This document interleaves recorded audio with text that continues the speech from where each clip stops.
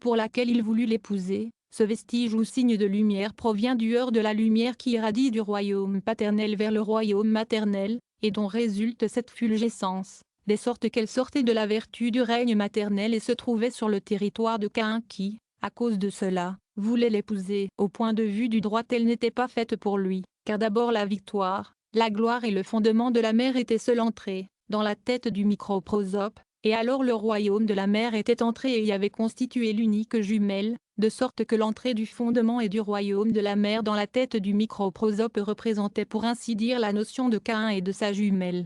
Ensuite entrèrent la victoire, la gloire et le fondement du Père puis son royaume, d'où provenait deux royaumes, ce qui constitue comme la génération d'Abel et de ses deux jumelles. Il ressort de là que Caïn tua injustement Abel, puisque cette épouse était bien à Abel et non à Caïn. L'autre partie intérieure était la jumelle radicale d'Abel. Ce fut elle qui fut Zippora, l'épouse de Moïse. C'est, du moins, ce que j'ai lu dans un des livres signés de mon maître. Cependant, en une autre circonstance, j'ai entendu dire que ce fut la jumelle en plus qui fut Zippora. Cette opinion me paraît plus véritable, comme il sera démontré au chapitre 33. Ayant suffisamment expliqué la nature de Caïn et d'Abel et leur révolution, occupons-nous de Jéthro qui était une révolution de Caïn, matière tout à fait parente. Nous avons déjà parlé des 4 femmes qui s'avancent des royaumes des fondements du Père et de la Mère. Ici il y a 4 femmes, aussi bien que, dans le microprosope, il y a les 4 cerveaux parfaits de l'état adulte. On sait qu'ils ont aussi une nature intérieure que l'on appelle l'enfance ou la minorité, suivant le mot de la Genèse 27. Verset 15. Et Rebecca revêtit Jacob son petit enfant. À ce moment, ces cerveaux se rapportent à la conception de l'âge de minorité, procèdent du nom Siela, comme on l'a dit en son lieu et se réalisent entièrement suivant la méthode exposée plus haut. Qu'on se souvienne de ce que nous avons dit sur la méditation appliquée à la lecture de l'écoute et à la citation, ou 18 bénédictions, d'où il résulte que les cerveaux de minorité répondent au nom Siela, et en outre qu'il se trouve des cerveaux entourant les 6 extrémités qui entrent dans le microprosope à l'heure de la lecture de l'écoute, et sont les commencements de l'émanation, puisque, dans la suite, 3 cerveaux supérieurs entrent en lui, ce par quoi se complète son état adulte. Dans la suite, les lumières ambiantes leur sont attribuées, car on sait que ce qui est plus grand que son voisin devient l'enveloppe de l'inférieur le plus proche, ce qui fait que les cerveaux des 6 extrémités de l'état adulte deviennent les lumières qui enveloppent les cerveaux de la minorité. Les cerveaux des 6 extrémités de l'état adulte sont les 4 non-ayés. On sait que la connaissance contient 2 cerveaux de bénignité et de sévérité, d'où sortent 4 cerveaux. Les 4 non-ayés sont ainsi construits que 2 reçoivent le je plein à veillé, le 3e est rempli par le et plein à veillé et le 4e la lève plein. De cette façon, ces 4 non-ayés, pleinement écrits de ces 4 façons, s'égalent par leur nombre au nom Yitro ou 616, car Jéthro est le fondement de la mer qui contient ces 4 non-ayés et leurs racines à tous. Après l'entrée des enveloppes des 6 extrémités des cerveaux de l'état adulte, c'est par leur vertu que furent constituées ces jumelles, qui ne furent faites que par le moyen du fondement de la mer, et qui se cachent toutes dans son intérieur. S'il n'y avait pas eu la percussion ou le heurt du fondement du Père et du fondement de la mer, ces jumelles ne seraient pas sorties, ce qui aide à comprendre que Zippora, l'épouse de Moïse, fut une de ces jumelles et nécessairement dut être la fille de Jéthro, surtout puisqu'elle était cette jumelle en plus qui ne sortit que par la force du heurt du royaume interne avec le fondement de la mer. Et parce que ça avait été elle qui avait causé la jalousie en Caïn, elle fut dans la suite donnée à Moïse qui était Abel, car, en réalité, c'était à lui qu'elle était due, comme on le dira au chapitre 33.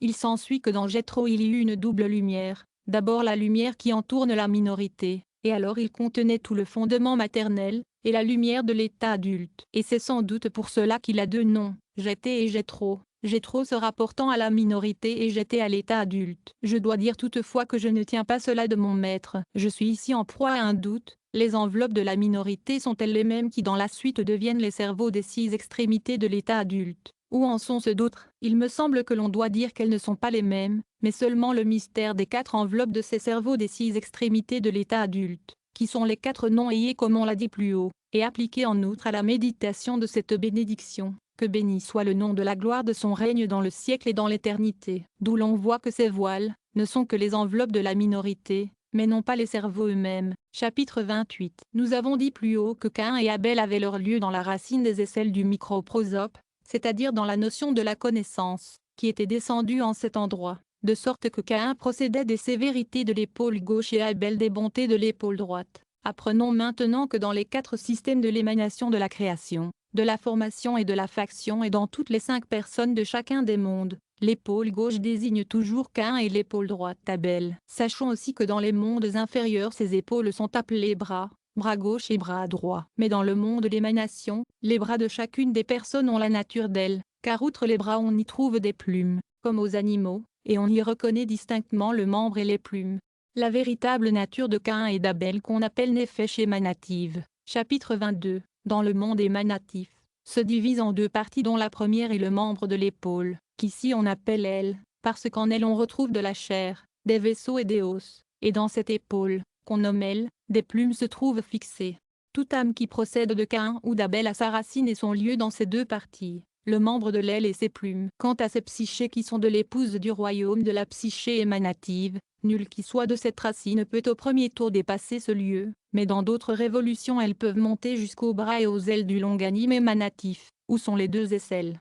Et comme chaque aisselle contient de la chair, des vaisseaux et des os, toute âme qui se rapporte à ce lieu se rapporte ou à la chair ou aux vaisseaux ou aux os. Nous avons déjà parlé ailleurs de cet ordre. Il y en a aussi d'autres qui se rapportent aux plumes. Les ailes sont à l'épaule droite ou à la gauche, Caïn se rapportant à la gauche, Abel à la droite. Dans chacune des épaules, il y a 3000 plumes. Les plumes ne sont pas égales. Il y en a de grandes, de petites, de moyennes, à savoir, 1000 grandes, 1000 moyennes et 1000 petites. Dans chaque grande plume il y a de nombreuses petites plumes, les unes longues, les autres courtes, les autres moyennes. Les petites plumes courtes sont les âmes des enfants qui meurent en bas âge. La longue plume dans la grande peine est précédente sur la petite. N'importe quelle partie de l'aile est en partie fixée dans la chair et en partie extérieure. Elle a une partie du tuyau sans plume, une partie emplumée des 2 côtés, d'un côté les grandes, de l'autre côté les petites plumes avec le tuyau au milieu.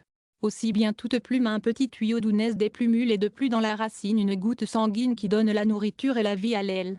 Comme le nombre des ailes est de 3, le nombre des étincelles qui se trouvent dans chaque aile est de 150, suivant le nombre du mot PCK. Voici les degrés par lesquels ils l'emportent les uns sur les autres. L'ouverture par laquelle l'aile est fixée à la chair et le sang contenu dans la cavité où s'insère l'aile sont 2 expressions plus viles que l'aile elle-même et sa partie fermée. Ensuite la plus grande peine ou celle du tuyau l'emporte sur des plumes, et les plumes les plus longues sur les plus courtes. Ce qui se passe dans une des ailes se passe également dans la seconde et il n'y a pas de différence, si ce n'est que dans l'aile gauche qui appartient à Caïn chaque peine contient 150 étincelles d'âme suivant les lettres du nom de Caïnique et que dans l'autre aile, qui appartient à Abel, il y a bien aussi 150 étincelles, mais elles ne sont pas réparties dans le même ordre que dans l'aile gauche, mais en 32 parties dont chacune se subdivise en 5 suivant les lettres du nom Abel. Voir chapitre 27, où Caïn et Abel sont dits les 2 images, parce que les 32 noms d'Élohim sont désignés dans Caïn et Abel. Précédemment, chapitre 4. On a vu qu'il y a beaucoup de racines d'âmes issues d'une même racine dont on dit, c'est une âme neuve.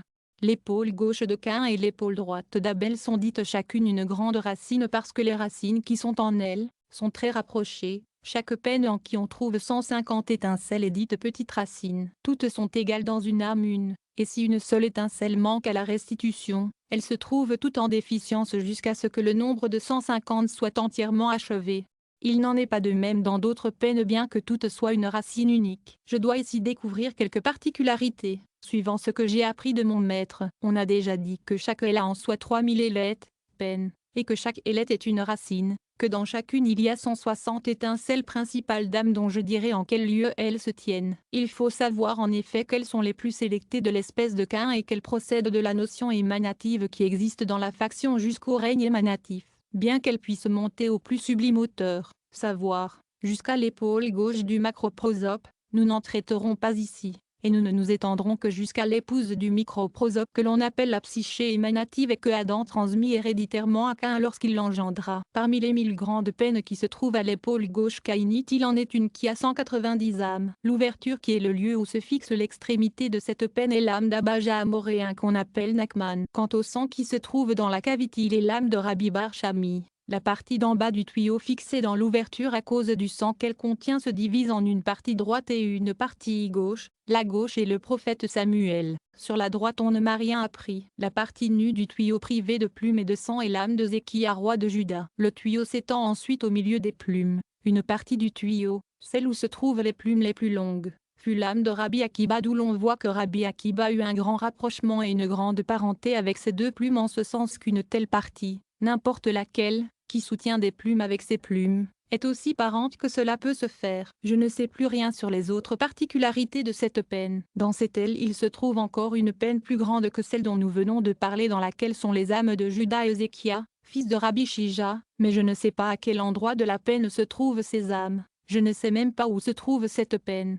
Il y a aussi dans cette aile un endroit où se trouve la peine à laquelle se rapporte Rabbi Juda fils d'Ila, mais cette peine est beaucoup plus petite que celle d'Akiba. Il n'y a pas à s'étonner que la peine de Juda et Ézéchia soit plus grande que celle d'Akiba, puisque nous avons dit que dans toute peine il y a des petites et des grandes plumes. Mais ne nous attardons pas sur ce sujet. Chapitre 29. Après avoir dit que dans chacune de ces ailes il y a une racine entière, apprenons aussi que chaque peine forme par soi une racine. Comme nous avons expliqué quelques particularités d'une racine pénale, parmi les 1000 peines de l'épaule gauche, étudions le lieu même du membre de l'épaule, où se trouvent les âmes des peines. En même temps nous ferons mention de quelques âmes dont j'ignore le lieu dans la peine. Sachons donc que cette racine humérale appartient à Caïn, qui est une personne complète ayant ses 248 membres et ses 365 vaisseaux. Les peines dont nous avons parlé ont leur racine dans cette épaule, qui est le talon gauche de sa personne, c'est-à-dire le talon de la gloire. L'ensemble des étincelles des âmes du talon est dit une racine parfaite, une âme une, comme cela se passe aussi dans les peines.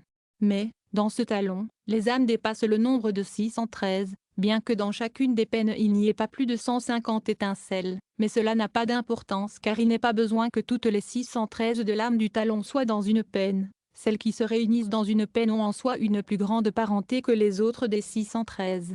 Mais il peut se faire que celles qui sont dans le talon soient des disciples des sages, et quand ce talon a atteint sa perfection, il n'y a pas besoin d'une restitution ultérieure des autres parties du talon. Mais si une âme de cette racine du talon n'a pas restitué tout le talon, il est dit en déficience, jusqu'à ce que tout soit terminé. Lorsqu'une étincelle de ce talon doit révoluer, elle ne peut le faire qu'avec une autre étincelle de ce talon, parce que toutes sont une seule racine, comme il a été dit au chapitre 1er.